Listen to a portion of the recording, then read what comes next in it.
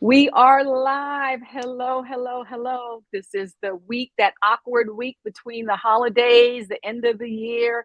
We don't quite know what to do. Some people are working, some people aren't, but we are here live. I am here with Berea. We're going to be talking about something fun. We're going to be talking about good news and putting a positive spin on the new year for our team. Excuse me.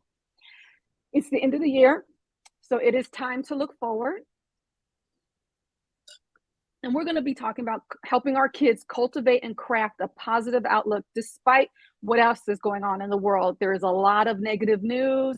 There's FOMO, the fear of missing out. Some of us have post-holiday blues. And Berea is going to share ways that we can take a fresh look on New Year's resolutions, help our teens do that. And she'll help us guide our teens as they make, get this, I love this idea, to feel lists rather than to do lists. I love this idea.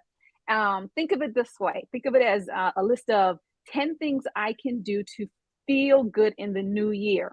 I think that's a really helpful way to approach the new year. And if we can model that and help our teens incorporate that into their lives, we may be off to a great 2023. Perfectly timed discussion. Welcome, Berea. Thank you for joining us. Thank you for having me. It's wonderful to be here. I love this because when we initially spoke, we had different ideas of topics, and this came from a comment that you made, and I think it's a perfect topic. So tell us a little bit about yourself and about your work. Yeah, awesome. Perfect. So, a little bit about me. My background is primarily in counseling and education. I've been working with kiddos and teens and families for about 5 years now, a little bit over five. And currently, I work as a pediatric behavioral health coach, say that 5 times fast, at an organization called Brightline, which is the first ever virtual behavioral health solution built specifically for children, teens, and families. So we offer coaching and therapy services to target a broad range of needs for, kiddos, teens, and families. Wonderful. It's well needed these days too. So I'm glad that there's something online, virtual for people. Welcome to our audience. I want to remind you that we are live and you can put questions or comments in the comment section and we will address them live on air. Let's jump right into it. As you can see, I am excited for this conversation. I'd love anytime we can put a positive spin on things, and if we can model that for our children, even better. So let's talk a little bit about why teens need a new perspective on New Year's resolutions. What was wrong with the old ways, or are we just upgrading?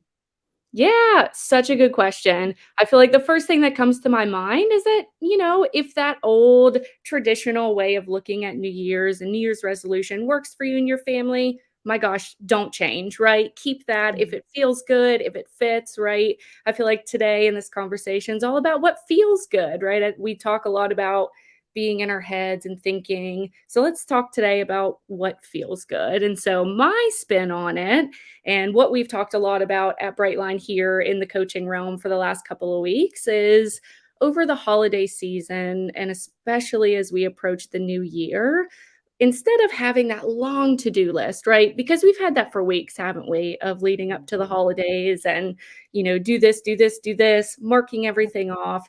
Instead of having that for the new year and post-holiday, let's have a to feel list. And so, what are some of those feelings that you want to cultivate, both as parents and as teens, right? So, make one as a parent, make one together as a couple if you're in a couple, and then help your teen make one. And so, this is really all about identifying and naming those feelings and putting them out there. And so what are those, right? Is it joyful? Is it calm? Is it different than 2022, how you felt or wanted to feel? Just having that really open conversation and really focusing on the feelings instead of all of those tasks. Okay, okay. Um, so let's say we ask our teen or tween, how do you want to feel? And they say, I want to feel happy. I want to feel accomplished. Um, how do they proceed from there? Yeah, so my question that I tend to ask tweens and teens in that situation is, well, what does that look like? I feel like that's always my question is, okay, what does that look like? What does being happy mean? What does that look like? And then usually they can give a bit of an example there. Although I feel like the most common answer is going to be, I don't know, right? And so my response to that, because I feel like parents are thinking, well, my teen is probably going to say, I don't know. My response to that would be, well, if you had to guess, right? If you had to take a stab at it. So that's where, yeah, those are the questions I would ask is so having those questions in your back pocket of, okay, what does happy look like? And from there, I think you're going to have other descriptive words come out. Well, I want to feel excited. I want to have something to look forward to, right? If that's what happiness is. And then let's dive into that a little bit deeper. You said that's a good question to have in your pocket. What are other questions that we should have ready when we make the list? Because we know if we are fortunate enough to get our tween or teen to sit down with us and have this conversation, we're going to get those monosyllabic answers. Mhm. Oh, So, how do 100. we? Can you give us some cheap language to probe further? Yeah, yeah. So what does that look like? Probably my number one question. When was the last time you felt that? Right? Like, Mhm. and their answers might really surprise you. They might really give an example that you didn't realize that that activity meant so much to them. And so, yeah, when was the last time you felt that? What are you thinking we can do to help you feel that? Right? Like, what can I do? How can I be helpful in that? Because it might be something where your teen says, well, actually, that's more of like something that my friends are going to help me with, versus like my parents. So knowing your role, how can I help, right? Keeping those questions pretty brief, but just asking about your role in it. And yeah, just having them elaborate on some examples because as parents, we have in our minds what happiness might look like for us or for our teen, and it might just be totally off from what their version looks like. And so really making sure that you collaborate on that together. How can we use this approach to stave off what I mentioned in the opening is that there is negativity and we're really trying to get them to take a positive approach, a positive jump to the year. But we know that they're looking at war in the news. They're looking at I mean, look at Buffalo just this yesterday. So Yeah. they're looking at some things that make them sad. They're on social media and they had a lovely family holiday, but their friend went to New Zealand.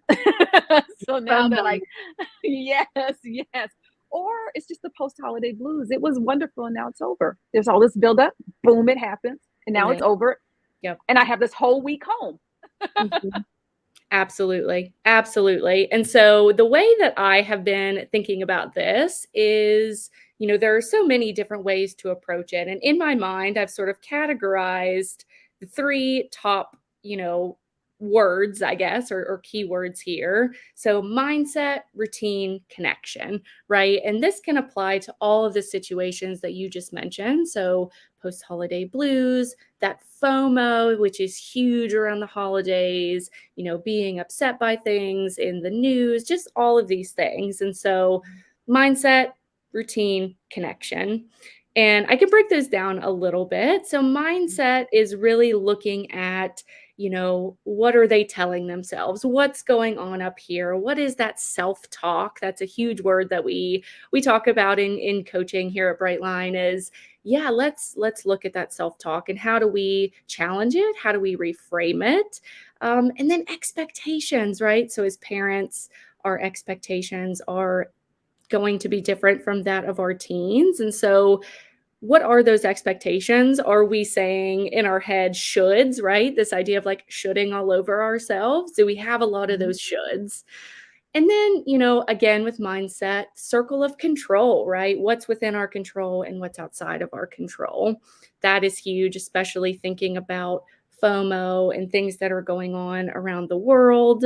So, yeah, so that is mindset. Routine Okay. is exactly how it sounds, right? Post holiday, there continues to be this break, and teens are don't have that normal routine. Like school is such a highly routinized thing. And when they don't have it, things tend to get sticky, right? They might be trying to create their own routine, or if parents are back to work, or, trying to balance seeing their friends with hanging out with their parents. And so, how do we cultivate that routine? So, this can look like encouraging your tweens and teens to do physiological things, right? So bodily movement, exercise, breathing techniques.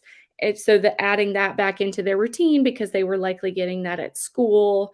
And then, of course, making sure that they do get a chance to see their friends because as teens, their brains are wired for that social connection. And so adding that as part of their routine, having that conversation. Yeah, and just so that's routine, right? Connection with Mhm. friends, and physiological strategies that help increase that dopamine. And then the last one is connection, right? And that one sounds pretty straightforward, but this is all about communication and collaboration. So, talking about things that you want to do in the new year, right? Again, what does that look like? Really, those probing questions.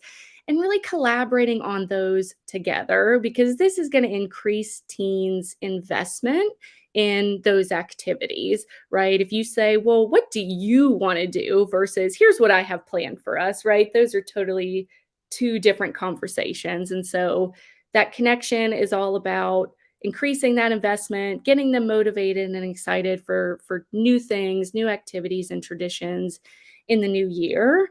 And something I would add to connection too is, if you sort of know your teens' love language, so to speak, right? Do they like quality time? Are they more about gifts, right? Whatever that looks like to them, create those connection points for what you know is going to feel good, right? Again, with the feelings is going to feel good to them. So that's connection. So lots in there, but yeah, mindset, routine, connection. Got it. Mindset, routine, connection. So if we go back to the list, and I know that you've done 10 things I can do to feel good list with teens. Mhm, mhm. Tell us a couple of things that you've seen on real live lists so we know what to expect. Oh, yeah. Oh, yeah. None of these are gonna be surprising, right, as parents of teens, but lots of calling my friend on FaceTime, lots of playing basketball, going for a walk, right, some sort of bodily movement, playing a video game, right, something that they don't always feel like they have the time to do during a regular routine school week. Yeah, hanging out with my family, that comes up all the time, I think we assume that our tweens and teens don't necessarily wanna do that, but I 100% of the time, that's on their list in some capacity. Yeah, so it's really again, it's all about family time, friend time, and, like, movement, getting back into that routine. Okay, okay. I'm glad to hear that they put family time on their list. Yay, always. And Yeah. that it's something that feels good. It's a feel good list and that feels good to them. So we're happy about that. If we have a child who's a little reluctant to participate in the activity, is there some kind of way that we can gear them or, push them towards it? We don't want to dominate and force them, but is there a way that we can make it look attractive to them? Yeah, it's such a good question. Yeah, the first thing that comes to mind for me is model that behavior, right? If you're wanting your reluctant teen to make a to feel list or a list of things that they can do to feel good, and you feel like if you approach them with that, they're gonna be like, I don't know about that." Make one yourself, right? Put it up somewhere visually on the refrigerator, on the counter, and, talk with them about your own as a parent, that list, what that looks like, what that feels like, and then just create that safe space for them to wanna talk about the same things, right? Don't force it, but I would say create that safe space and let them know that if they would like to make that list too, that would be awesome. And you'd love to hear about what's on their list and how it's different from your list as a parent. And yeah, and even infusing some humor in there. Like, I know this might not be your idea of a good time, but if you are interested, let's do it, right? And again, just creating that space for them to come back when they do feel a little bit more interested to say, "Okay, yeah, I'll talk about 3 of them versus 10," right? But yeah, just really set up that space so that they know, and if you can get them laughing and all of that good stuff, then that loosens up those inhibitions a little. So I had a spark when you were talking about modeling and stuff. A lot of families have good luck and a good time doing vision boards this time of year. And I'm Yep. thinking that if you can make it crafty or kind of visual that way, and it's a to feel list, but a la the vision board technique, if you have a child or children who are interested in doing things crafty or artsy like that, which also can be done digitally. That you can do that kind Yes. of stuff digital. You don't have to just cut from magazines. So it's Mhm. whatever your child likes. So that's my spark of I love of it, I love creativity. it. Yeah, plus, right, it gives them free reign to be on Google Images and Pinterest, right, and things that right, they get to be on their screens, right? How exciting for them, feels like they're getting away with something, but they're also helping you with this activity of getting them talking, right? It's kind of this idea. I had a thought that came to my mind earlier. I think it's Dan Siegel who says this, "Name it to tame it," right? Like, just put it out there. If we name the feeling, then it's out there and we could talk about it and it feels good, right? And so anytime we can just get kids talking and however we need to do that, and usually incorporating screens is a really good way to do that, then yeah, go for it. Be creative. So that's it, parents. Be creative. Just remember that it's about feelings and not tasks. 'Cause sometimes resolutions, lists, and visions have to do with tasks. As long as you keep it on feelings, you'll still be doing the same thing. Here's a question. So Okay. we've had a lot of success with this. We have boards, they're creative, their kids Mhm. got into it. It was a win. We're feeling really good about ourselves. Should we follow up? This is for the whole year. Are we supposed to check in with them or are we supposed to let it be? Or what do we do after this? Yeah, I would always say check in, right? But again, create that space of checking in. If don't force it. If it feels like the first time that you check in that it doesn't go very well, "Ooh, okay, that was a little bit touchy," then that's okay, right? But keep checking in. Just leave it open.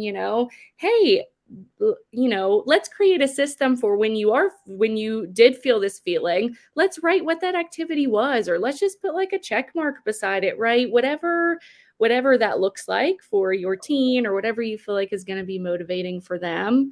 But definitely check back in. And if you notice that 2 months later they're like, I haven't felt any of that, right? They're being really resistant, they're being really challenging, roll with that resistance, right? Ask those open-ended questions. Okay, we haven't felt this since, X, Y, and Z time. So what can we do? Like, what could we do this weekend, right? To help cultivate that feeling? What about this thing that's coming up? Do you think that's going to help with that? And if not, what can I do to help, right? Be curious, stay curious, but definitely follow up. Yeah, because then that just keeps that conversation going, and that's what you want. I like what you said about what can we do to help cultivate that feeling? I think that's a really good starting point for parents along after the activity, the primary activity happens and it's about the follow-up and the to-doing. What can we do to cultivate that feeling that you said you really would like to have? I thank Yeah, you for that. I love that. absolutely. Is there anything that we've missed? Any key components to this that parents should know? Yeah, I don't think so. I mean, I'm sure there are things that we've missed, right? There are so many things that go into this, but I think, if we're really keeping those things in mind and we're being curious, we're asking those questions, we're creating that open space, then yeah, that's going to lead to some really awesome and interesting conversations with your teens, Which is what we want. That which goes is back to what your we want. connection. That's the goal, right? Mindset, routine, connection, and connection underlies all of it, right? With that connection comes a lot of awesome things. Thank you for Thank spending you. time with us this morning. I know that it is your day off, and it's a lot of people's day off, but Yeah, you are working with us on your day off, and we appreciate it. Thank you for spending time with us. thank you for having me. It's been wonderful. Oh, you're very welcome. And thank you, audience, for spending your time with us during this awkward week between the holidays. Happy New Year, everyone. Happy New Year.